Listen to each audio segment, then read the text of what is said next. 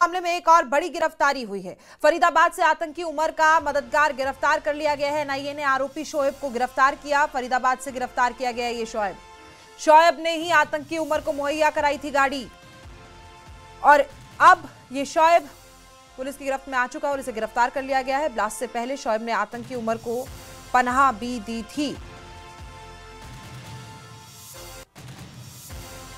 Delhi blast से जुड़ी बड़ी खबर आपको बता रहे हैं। आरोपी आमिर राशिद अली को 7 दिनों की रिमांड पर भेज दिया गया है। दिल्ली ब्लास्ट में आरोपी शोएब को 10 दिनों की रिमांड पर भेज दिया गया है। दिल्ली की पटियाला हाउस कोर्ट में इन दोनों की पेशी हुई थी, उसी के बाद रिमांड पर भेज दिया गया। आरोपी शोएब ने आतंकी उमर को पनाह दी थी और एनआईए ने आमिर रशीद को सबसे पहले गिरफ्तार किया था। सबसे पहले जो गिरफ्तारी हुई थी वो आमिर रशीद की हुई थी। ये सब उमर के सहयोगी बताए जा रहे हैं और अब लगातार एक के बाद एक गिरफ्तारियां हो रही हैं।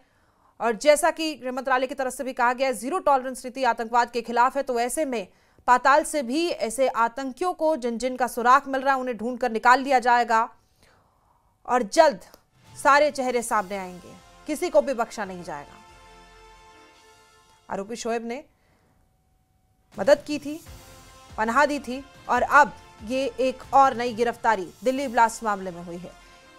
इन आरोपियों की एक्सक्लूसिव तस्वीरें न्यूज़ 18 के दर्शकों के लिए सबसे पहले एक के बाद एक गिरफ्तारी की जा रही है, एक के बाद एक कड़ी से कड़ी जुड़ती जा रही है और लगातार जिन आरोपियों को गिरफ्तार किया जा चुका है उनसे हर दिन नए सुराग मिल रहे हैं। शंकर आनंद फोन लाइन पर हमारे संवाददाता ज्यादा जानकारी के साथ हमारे साथ मौजूद है। शंकर, अब ये नई गिरफ्तारी हुई है, एक और गिरफ्तारी, एक और सफलता। देखिए, केंद्रीय जांच एजेंसी एनआईए के द्वारा जिस तरह से 2 प्रमुख आरोपियों को आज पटियाला कोर्ट में लाया गया था, जिसमें कि एक शोएब है। शोएब को आज कोर्ट के द्वारा आज 10 दिनों की कस्टडी में भेजा गया है और दूसरा जो आरोपी है आमिर रजा जो है, आमिर रजा को 7 दिनों की एनआईए कस्टडी में भेजा गया है।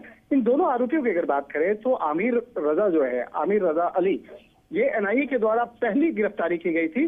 सबसे पहले आरोपी के तौर पर इसकी गिरफ्तारी हुई थी और इससे जब विस्तार से पूछताछ की गई उसके बाद कई महत्वपूर्ण जानकारी निकल के सामने आई। उसके बाद इस मामले में कई अन्य आरोपियों की गिरफ्तारी हुई। तो आमिर का जो किरदार है, उसका जो पूरे रोल है वो बेहद महत्वपूर्ण है और इसी को गंभीरता को देखते हुए आज जब कोर्ट में पेश किया गया एनआईए कोर्ट में, तो उसके बारे में तमाम बातें विस्तार से रखी गई और उसके बाद आगे उसको रिमांड लिया गया है। 7 दिनों की रिमांड में उसको लिया गया है।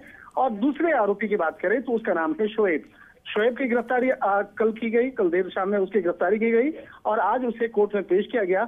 और शोएब के जो इल्जाम लगे हैं कि वो इस पूरे व्हाइट कॉलर टेरर मॉड्यूल मामले में वो एक जो तमाम जो फैसिलिटी है वो मुहैया कराने में उसका रोग सामने आया, तो लिहाजा इसको इस तमाम चीजों को ध्यान में रखते हुए उसे गिरफ्तार किया गया। और इसके बारे में बताया जा रहा है कि उसका कनेक्शन सीधे तौर पर उमर के साथ में था जी। एक तरह से देखते हैं इन तमाम मामलों पर विस्तार से अभी जांच एजेंसी एनआईए की टीम तफ्तीश कर रही है और इस मामले में कहा जा सकता है आने वाले दिनों में कुछ अन्य आरोपियों की गिरफ्तारी भी संभव है।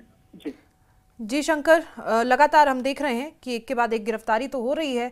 उसके बाद क्या कुछ जिन आरोपियों से जो पकड़े गए हैं, जो गिरफ्तार कर लिए गए हैं, उनसे भी कुछ खुलासे इस तरह के हुए हैं क्या?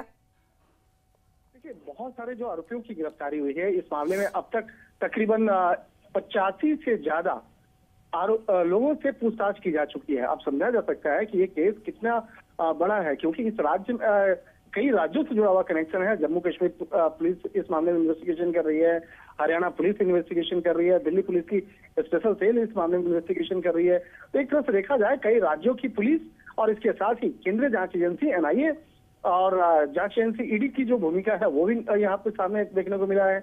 जो केंद्रीय जांच एजेंसी एनआईए और ईडी भी इस मामले में इन्वेस्टिगेशन कर रही है। तो एक तरह से कहा जा सकता है इस मामले में कई ऐसे आरोपी हैं जिसकी गिरफ्तारी हुई है, कई ऐसे आरोपी हैं जो जिससे जुड़े हुए और अन्य जो कनेक्शन हैं उसको खंगाला जा रहा है और इस मामले में कई लोगों की जो भूमिका है वो निकल के सामने आ रही है जी। लिहाजा इस मामले में आज कोर्ट को आज बताया गया है, एनआईए कोर्ट को बताया गया कि इस मामले में इन्वेस्टिगेशन का दायरा काफी आगे बढ़ने वाला है और कई आरोपियों का जो कनेक्शन है उसको खंगाला जा रहा है।